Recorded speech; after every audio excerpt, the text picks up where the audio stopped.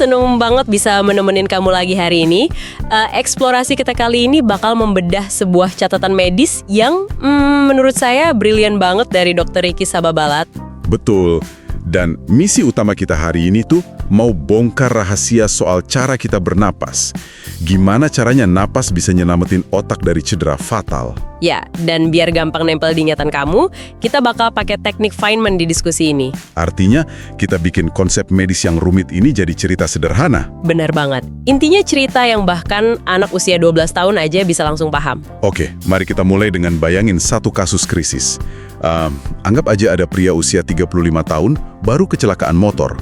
Terus otaknya bengkak parah. Wah, itu situasi yang sangat bahaya kan pastinya. Sangat. Di medis kita kenal yang namanya doktrin Monroe-Kelly. Sederhananya gini, bayangin tengkorak kepala kita ini sebagai sebuah kotak kaku yang tertutup rapat. Kotak kaku yang tulangnya nggak bisa melar sama sekali. Persis. Jadi pas otak di dalam kotak itu mulai membengkak, tekanannya bakal naik drastis. Kalau dibiarin, tekanan ekstrim ini bisa meremukkan jaringan otak itu sendiri. Berarti masalah utamanya itu karena ruangannya sangat terbatas ya. Nah, dari catatan Dr. Ricky, tim medis itu ternyata melakukan hiperventilasi ke pasien seperti ini. Mereka pakai alat untuk mompa udara biar pasiennya napas jauh lebih cepat. Nah, pertanyaannya, gimana ritme napas yang cepat ini bisa ngebantu otak yang lagi kejepit dan bengkak di dalam kotak kaku tadi? Ini bagian serunya. Kuncinya itu justru bukan di oksigen, tapi di karbon dioksida atau CO2. Oh, bukan oksigen ya? Bukan. Kita bisa ibaratkan CO2 di aliran darah itu kayak alarm asam. Pas ritme napas kita pelan, Kayak pas kita lagi tidur pules gitu? betul banget. Saat napas pelan, CO2 cenderung numpuk di tubuh. Masalahnya, otak kita itu benci banget sama asam. Dia nggak toleran. Jadi otaknya panik. Iya, karena CO2 numpuk dan darah jadi asam, otak panik dan bereaksi dengan ngebuka jalan raya pembuluh darah selebar-lebarnya. Proses ini namanya vasodilatasi. Tujuannya pasti buat ngalirin lebih banyak darah buat nyuci asam itu kan? Tepat, tapi ada efek sampingnya. Kalau pembuluh darah melebar dan darah membanjiri area otak, itu malah nambah masalah baru di kotak kaku tadi. Ruangannya makin sesak dan tekanannya meroket. 100 buat kamu. Logika ini juga yang ngejelasin kenapa pasien dengan tekanan otak tinggi sering banget ngeluh sakit kepala parah pas bangun tidur pagi. Karena semalaman napas mereka pelan, jadi CO2 numpuk, pembuluh darah melebar, otomatis tekanan tengkorak melonjak. Benar.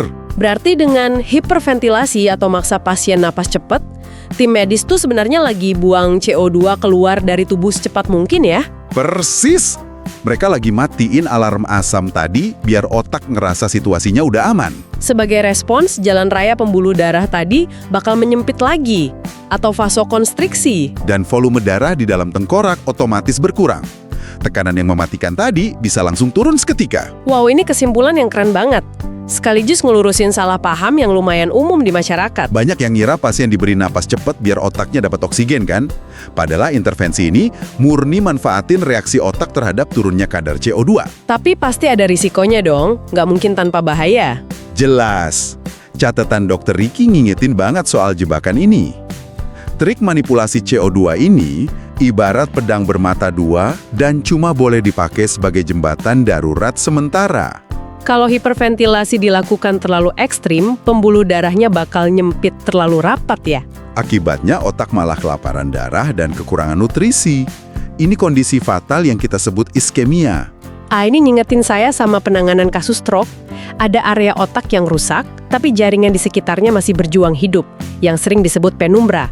Analogi yang sangat relevan. Kalau nggak salah, di situasi penumbra itu, dokter kadang sengaja ngebiarin tekanan darah pasien tetap tinggi, biar nutrisi bisa didorong masuk. Betul sekali.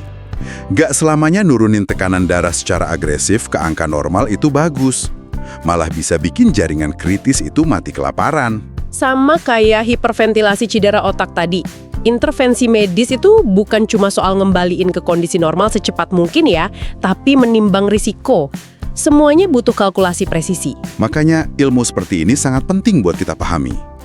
Momen aha yang bisa kamu bawa pulang hari ini adalah membuang CO2 lewat nafas cepat bakal memicu penyempitan pembuluh darah dan nurunin tekanan mematikan di tengkorak. Pendekatan yang nunjukin betapa luar biasanya sistem tubuh kita.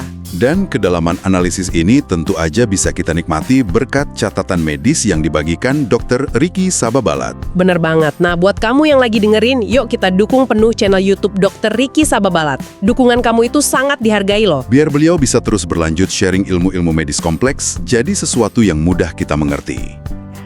Sebelum kita akhiri diskusi seru ini, ada satu pemikiran buat kamu renungkan. Apa tuh? Kalau memanipulasi cara bernapas aja bisa secara instan ngubah ukuran pembuluh darah otak pas darurat, kira-kira gimana pola napas pendek kita sehari-hari pas lagi stres secara diam-diam memengaruhi kinerja otak kita?